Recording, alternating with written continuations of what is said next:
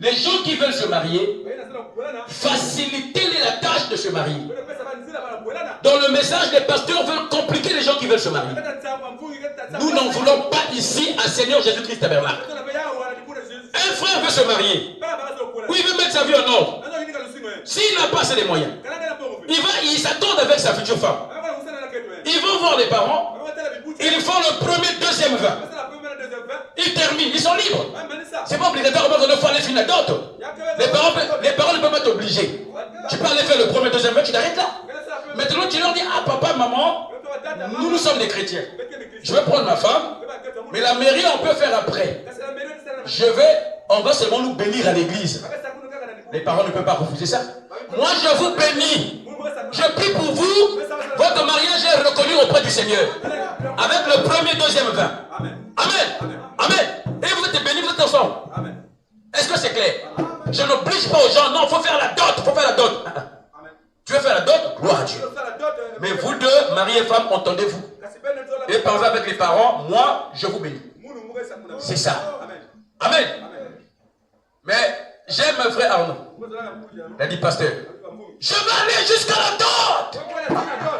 Il dit, pasteur, je vais dire, je te mets l'argent là, maintenant tu gardes ça déjà. Acclamez très fort.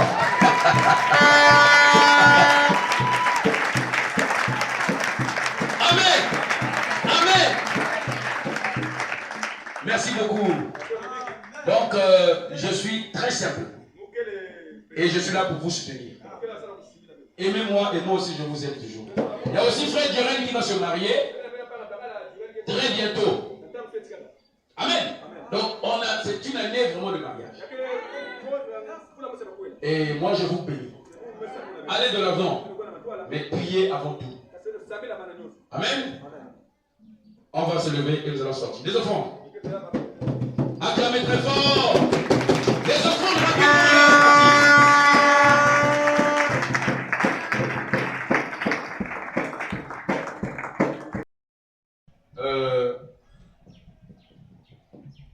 il y a l'information. Amen. L'information, c'est que.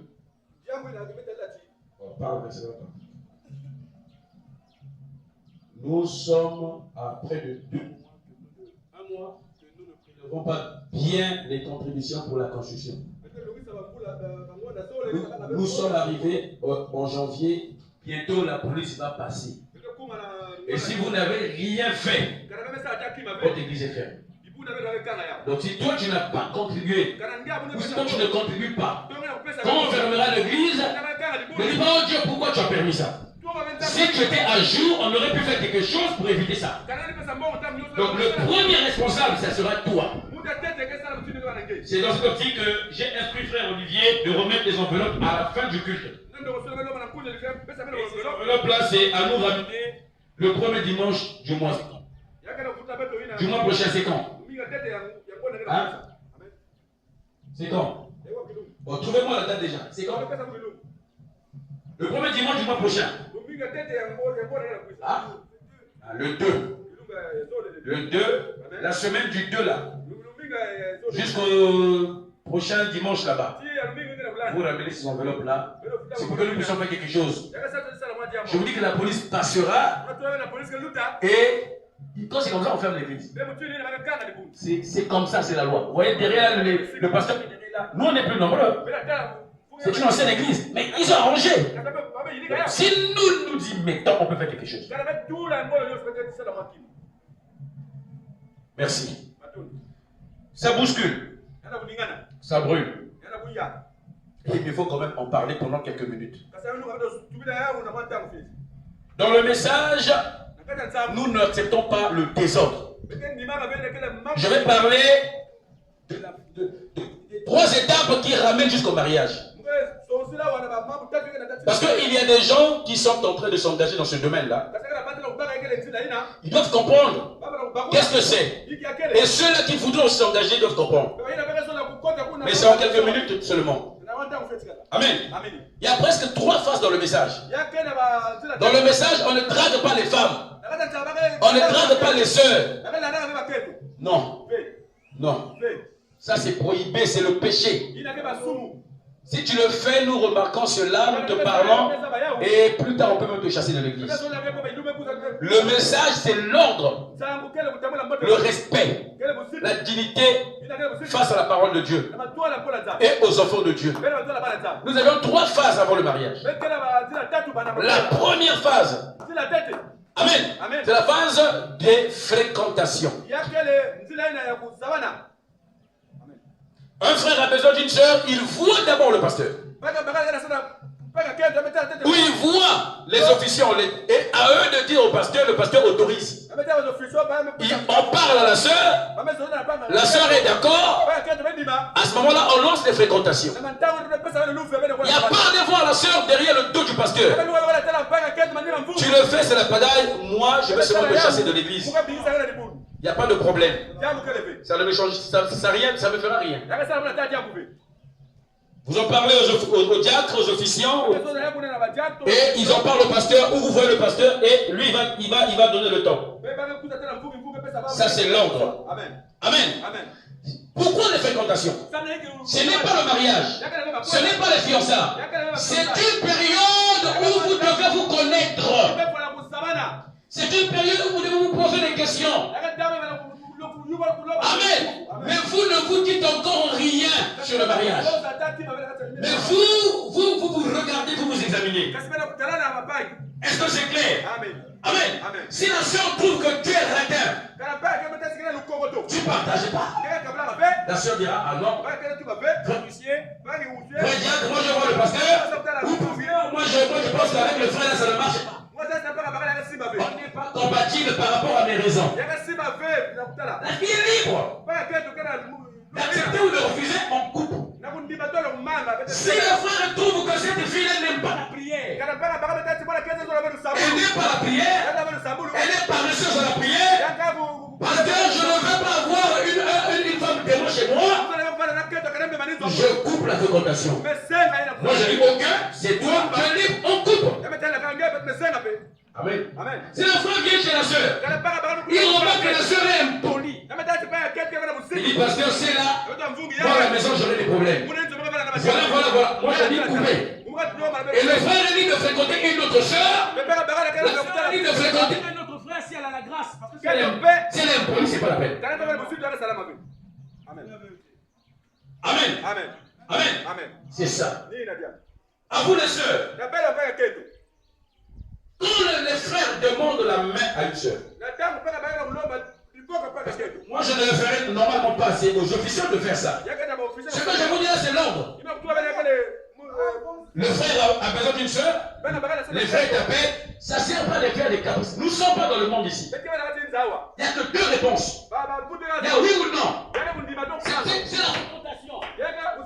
C'est la confrontation. Voilà, ce n'est pas que non, dans le monde, on te fait la cour, tu fais les grimaces. Tu brimes qui? Tu brimes qui? Dans ce monde, il n'y a que toi comme femme. Non. Pour ça, ou tu dis oui, ou tu dis non. Mais tu diras parce qu'il faut prier. C'est une bonne chose. Oui. Amen. Tu peux dire au frère, oui, j'ai écouté ce que vous m'avez dit. Donnez-moi la nuit d'aujourd'hui. Ou bien jour. Mais pas un mois, 2 semaines. Parce que dans les fréquentations, tu vas prier. Dieu va te parler aussi. La fréquentation, tu n'as pas dit oui, non. Non, c'est pas que tu vas accepter le mariage. Mais c'est une période qui te permet aussi de prier.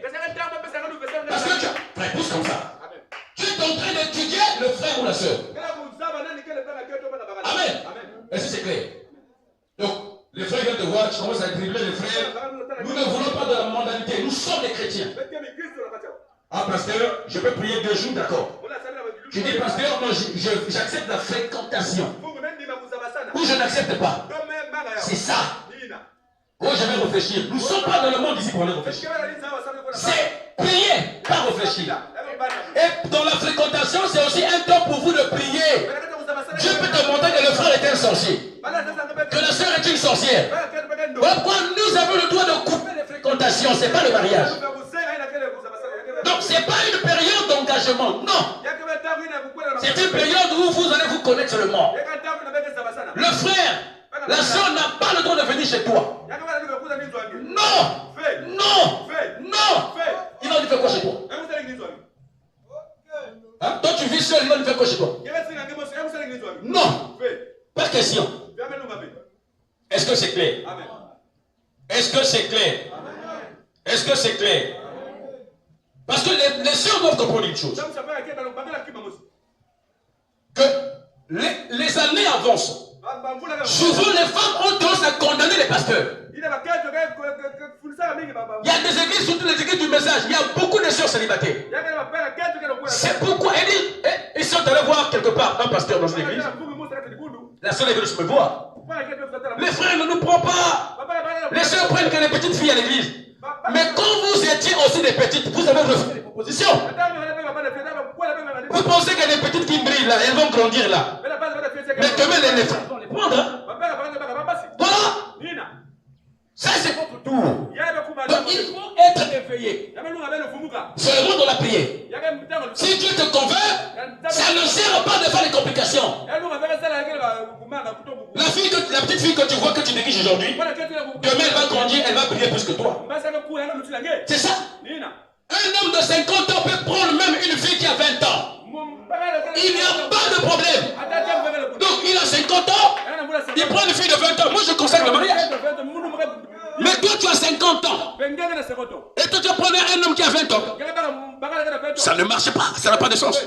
Ça n'aura pas de sens. Je n'ai pas dit aux sœurs, venez vite en besogne. Mais je suis en train de réveiller les filles. Faites attention. Amen. Donc, là ne partez pas vite en besogne. Mais vous devez chercher la volonté de Dieu. Amen. Amen. Dans les fréquentations, la volonté de Dieu. Et après, vous prenez ce que vous allez faire, je ne sais pas comme décision ou quoi. Je vous dis la vérité. Il y a des enfants ici que je voyais qui étaient petites, mais aujourd'hui elles ont grandi. Nombreux grandissent devant moi ici. Ça veut dire dans 2-3 ans, les petites là que vous voyez là, elles vont devenir grandes. Au message, c'est toi-même qui n'as pas voulu que Bakoelingue. Alors tu seras un jouet des hommes. Et tu vas quitter le message, c'est la pagaille encore. On voulait te donner, tu n'as pas voulu. Reste comme ça. Je réveille les filles. Je vous dis la vérité. Et ne vous fiez pas aux apparences. Oh, celui qui m'avait demandé la main là, il a une voiture. Toi, tu sais la voiture là. Mais tu n'as encore rien compris. Qui t'a dit que c'est pour lui? Ou c'est pour lui? Tu sais là où il a eu ça? Tu vivras vraiment en paix, mais tu vas fuir la maison là. Amen. Cherchez le Saint-Esprit dans une personne, c'est ça. Même les sœurs qui ont des enfants, avant de croire le message. Parce qu'une sœur qui est dans le message, qui va faire sa pagaille là-bas, nous n'allons pas la donner, nous n'allons pas accepter son mariage ici. Tu es ici, plutôt au message. Mais si tu as eu des enfants, il n'y a pas de problème. Même s'ils sont 10 ou 5. Elles sont admises comme toutes les autres sœurs au démon de fréquentation. Parfois, c'est même elles qui ont des bons comportements.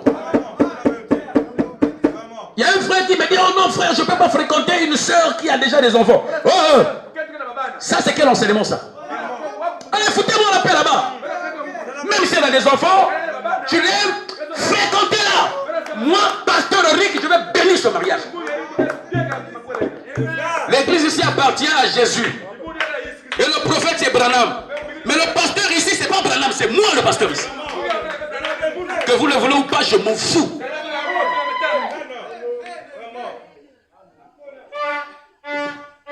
Amen.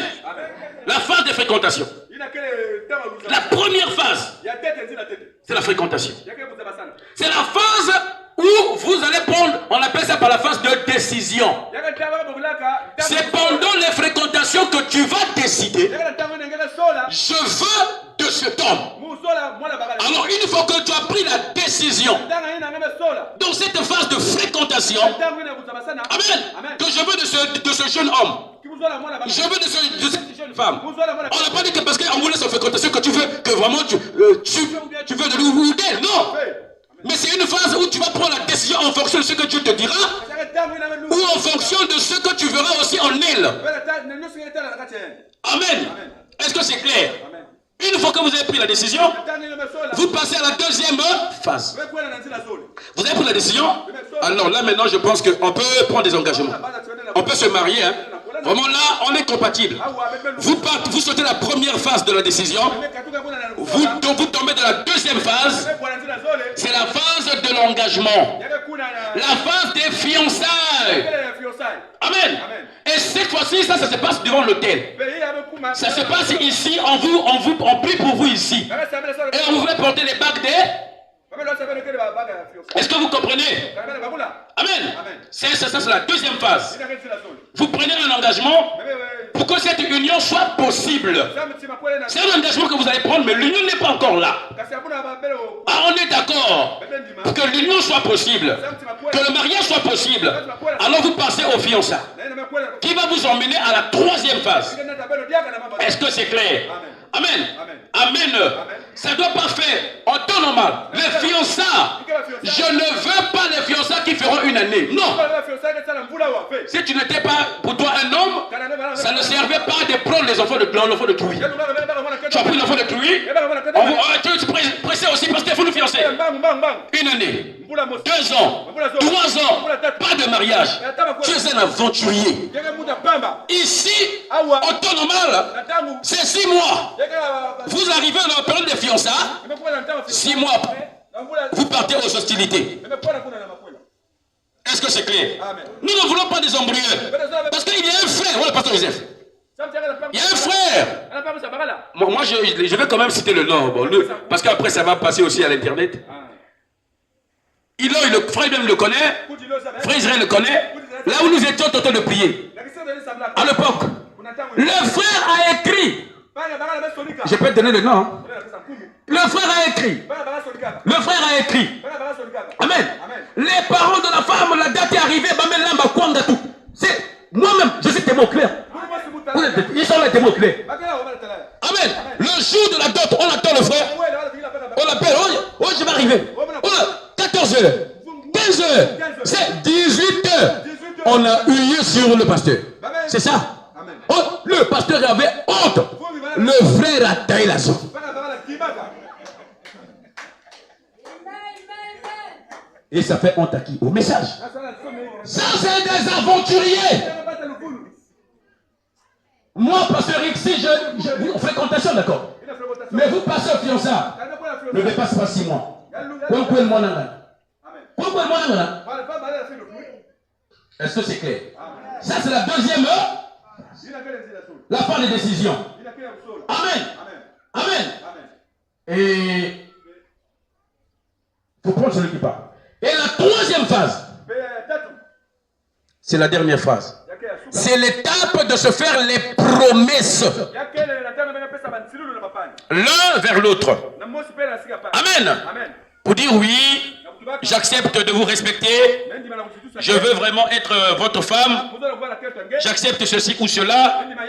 Vous faites des vœux, des promesses. L'un à l'autre. Amen. Mais si vous ne respectez pas votre mari, si vous ne respectez pas votre mari, vous ne respectez pas votre mari. Amen. Je demande au frère de vous chasser de sa maison. Oh, dans le message, il n'y a pas de divorce. Vous blaguez, moi j'organise le divorce. Je ne respecte pas ton mari. Quelqu'un qui veut t'épouser, tu ne le respectes pas. Je lui dirais de te chasser. La chose qui nous retire souvent les hommes, ce sont les enfants. Mais si lui il a un cœur d'accepter, de dire pasteur, je peux supporter les enfants, je dis allez, chasse là. La femme doit respecter son mari. Vous ne le faites pas. Si les pasteurs du message ne le font pas, moi, pasteur Rico, je le ferai. Je demanderai au frère, mets-la dehors. Et j'autorise au frère de se remarier. Ce que je dis ici, le Dieu qui m'appelait est d'accord avec moi. Je m'en fous. Amen. Amen. Est-ce que c'est clair? Est-ce que c'est clair? Si vous ne respectez pas le vœu que vous avez fait, Je vais te respecter. Je vais t'honorer. Je vais t'écouter. Tous ces vœux-là que tu as dit, je vais t'aimer. Je vais te servir. Mais l'homme va faire quoi? Il va te chasser. Il y a une sœur dans une église, là aussi je citerai pas le nom, dans une grande église de Brazzaville. La sœur là a fait travailler le mari. Quand le mari a besoin de la femme, amen. La nuit, la femme demande à l'homme, mets-toi à genoux. Mets-toi à genoux. Allez, demande pardon. Allez, mets-toi à genoux. Tu ne l'avais cette main. C'était tout le temps comme ça. Après encore, un autre jour, mets-toi à genoux. Chante. Alléluia. Alléluia. Bon, si on fait ça à ton enfant, toi là, à ton enfant, tu saurais que tu es informé, tu seras d'accord? Moi je suis au courant de ça. Je demande au frère, chasse-la. Elle est une femme caridentaire. Et si le frère supporte ces bêtises-là, je vais le chasser de l'église. Parce qu'un tel homme ne rentrera pas au ciel. Il est un efféminé. La Bible dit les efféminés n'entreront pas au ciel.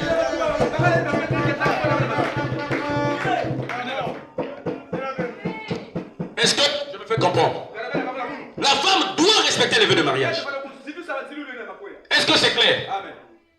Oh, mais pasteur, tu es en train de dire beaucoup de choses. Oui, mais il faut quand même soutenir ça avec ces écritures. C'est toi qui m'avais donné le ministère. Tu ne peux pas rester calme. Hein? Le travail que moi j'ai là, c'est toi qui m'as donné ça. Toi qui m'as donné ça. Amen. La femme doit respecter ses vœux. Voilà pourquoi même dans les fréquentations ne vous faites pas encore des vœux. Est-ce que c'est clair? Oh, je vais te marier. Non, on se regarde, on prie vraiment que Dieu mette la main. Est-ce que c'est clair? Je vais lire un peu le messager. Amen. Je vais lire le messager très rapidement. Une femme qui ne respecte pas le vœu. Mais ça ne va pas. Quelque chose ne va pas. Est-ce que vous êtes d'accord avec moi? Acclamez le Seigneur Jésus-Christ.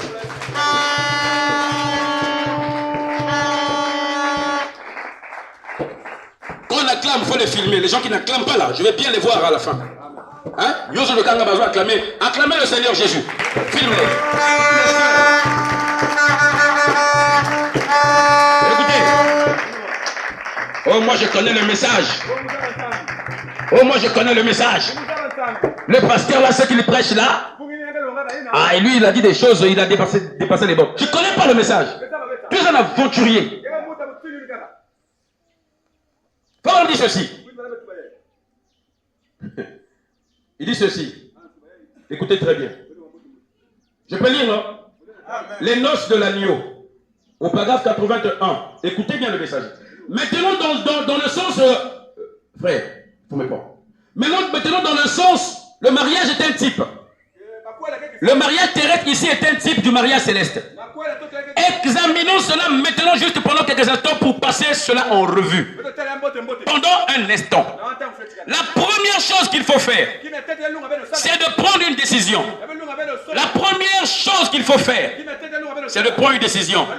La première chose, pour ce qui est du mariage naturel, c'est qu'une décision doit être prise. La jeune dame doit prendre sa décision si oui ou non elle veut de ce jeune homme.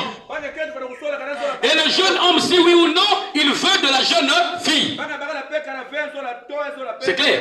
La fille peut dire oui, ou elle peut dire non à la fin.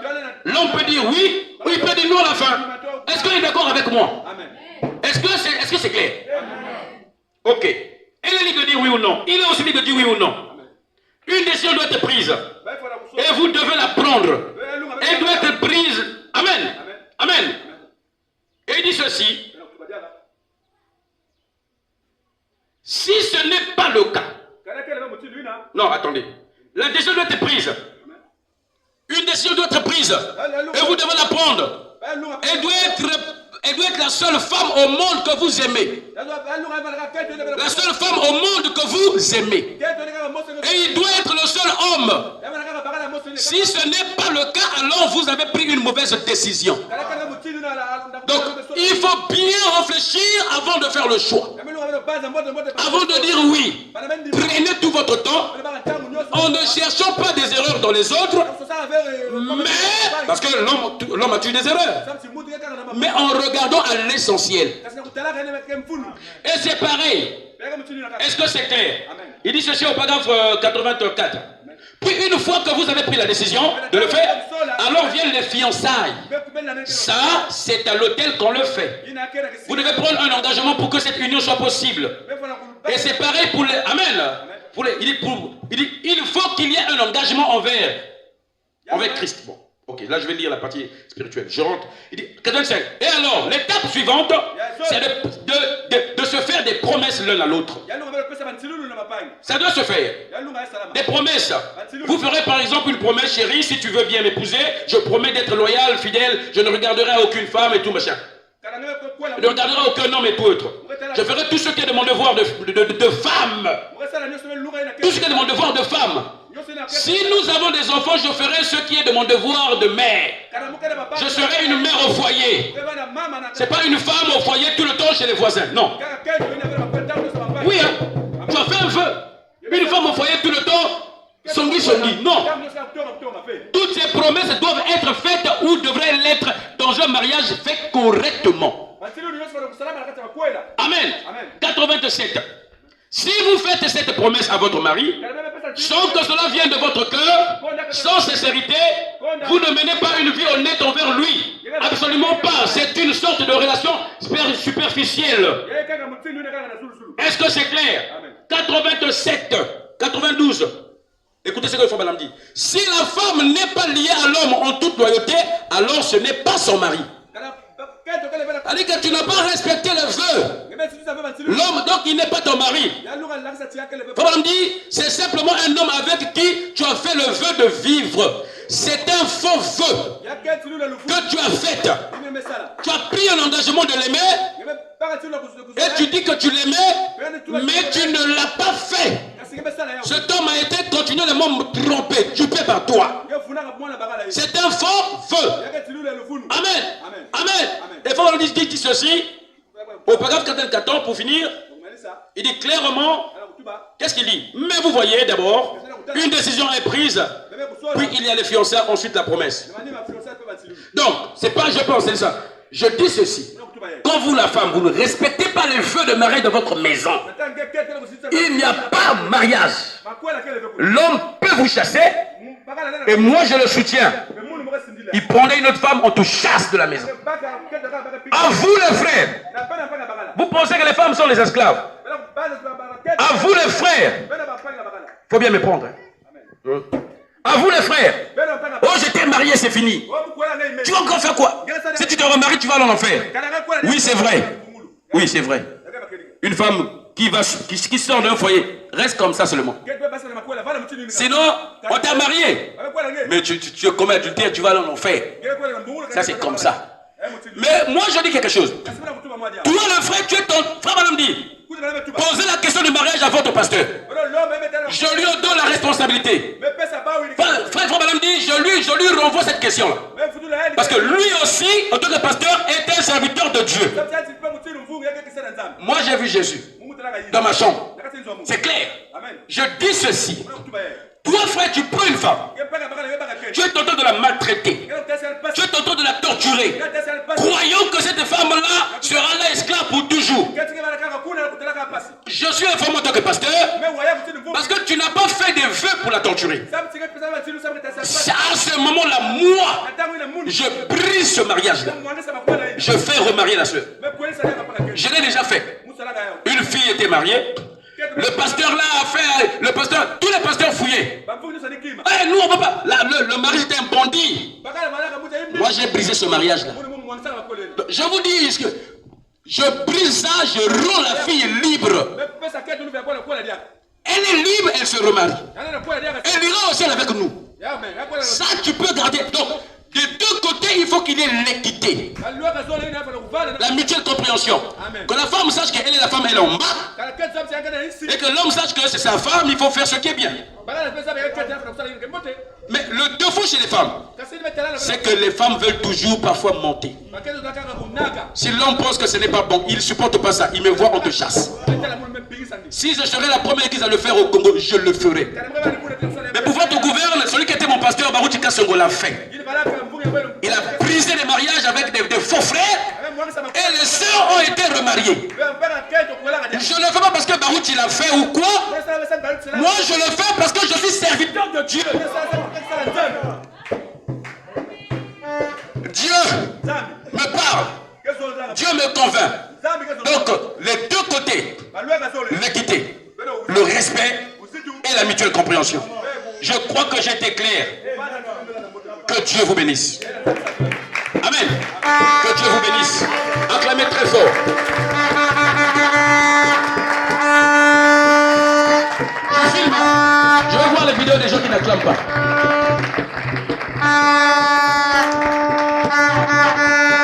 Et vous qui rentrez dans notre page YouTube, commentez. Sœur Intel n'a pas acclamé. Elle est hypocrite. Acclamez très fort le Seigneur Jésus. Comment le Seigneur? Comment le Seigneur? Acclamez très fort.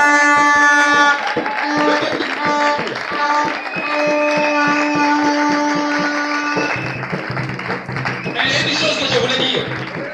C'était très important. Le mariage, c'est la vie ou la mort.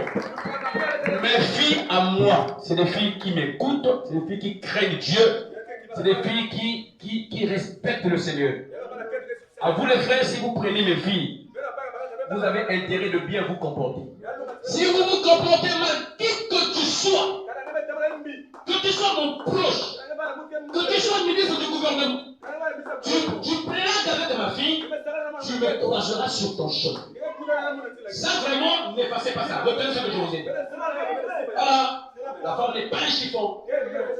Mes filles, mes fils aussi, c'est des bonnes personnes. Mes fils, c'est des bonnes personnes. Tout ce que je veux, le respect, la crainte de Dieu. J'en ai terminé. Acclamez et on va sortir.